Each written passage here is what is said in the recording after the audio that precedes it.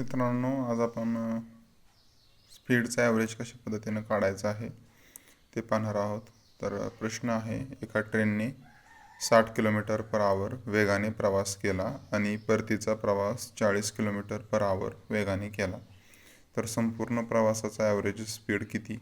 तर ऑप्शन्स पाहू शकता. 48 kilometre per hour, 50 kilometre per hour, 52 kilometre per hour आणि 45 किलोमीटर पर आवर.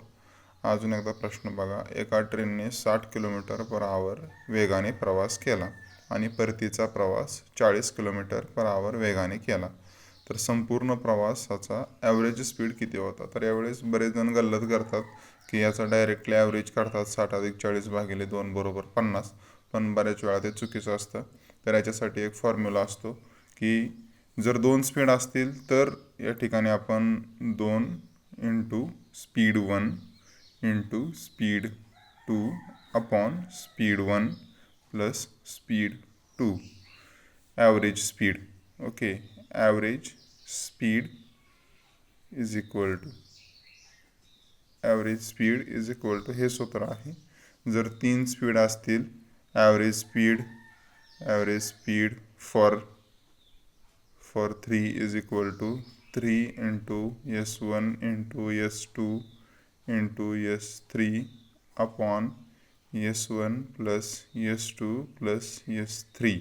तर असा फॉर्म्युला आपण वापरायचा आहे. तर या ठिकाणी आपण पाहू शकताय, आपल्याला जाताना आणि येताना असे 2 स्पीड दिलेले आहेत आणि ॲव्हरेज स्पीड काढायचे आहेत. तर 2 गुणुले S1 म्हणजे स्पीड पहिला गुणुले स्पीड 2 म्हणजे स्पीड दुसरा भागिले स्पीड पहिला प्लस स्पीड दुसरा, म्हणजे याला आपण 2xy भागिले x अधिक y असं देखील म्हणू शकतो. या ठिकाणी XYZ होईल.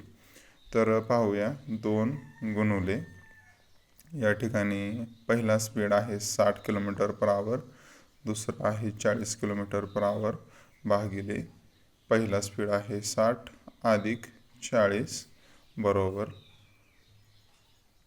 या ठिकाणी डिरेक्टली 2400 गुणुले 2 4800 भागिले या ठिकाणी 100, 0 to 0 cut, 0 to 0 cut is equal to 48.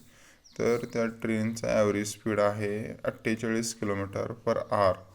तर या ठिकाणी हा जो ऑप्शन आहे तो करेक्ट आहे. बऱ्याच वेळेस आपल्याला 50 किलोमीटर पर आवर हा बरोबर आहे असं वाटतं, पण तो नसून हा ऑप्शन्स बरोबर आहेत. आपण या प्रकारचं दुसरं उदाहरण पाहूया. समजा पहिलं स्पीड आहे 20 आहे आणि दुसरा स्पीड आहे 30 आहे समजा S2. तर या ठिकाणी आपण याचं जर ॲव्हरेज काढलं तर या ठिकाणी average speed is equal to 2 into S1 into S2 upon S1 plus S2. मी या ठिकाणी समजण्यासाठी फॉर्म्युलाला घेत आहे. डिरेक्टली देखील आपण तोंडी देखील बऱ्याच वेळेस करू शकतो. तर 2 गुणुले 20 गुणुले 30 S2 हे आहे आणि हे 20 आहे अपॉन 20 अधिक 30 बरोबर 1200 भागिले 50, 0 to 0 कट इक्वल टू 5. तर 24 किलोमीटर पर आवर एवढा स्पीड आपला त्या ठिकाणी ॲव्हरेज येतो. तर अशा पद्धतीनं आपण अशी गणितं सोडवू शकतो. व्हिडिओ आवडला असेल तर नक्कीच लाईक करा. अशाच प्रकारचे व्हिडिओ पाहिजे असतील तर नक्की कळवा कमेंटच्या माध्यमातून. धन्यवाद.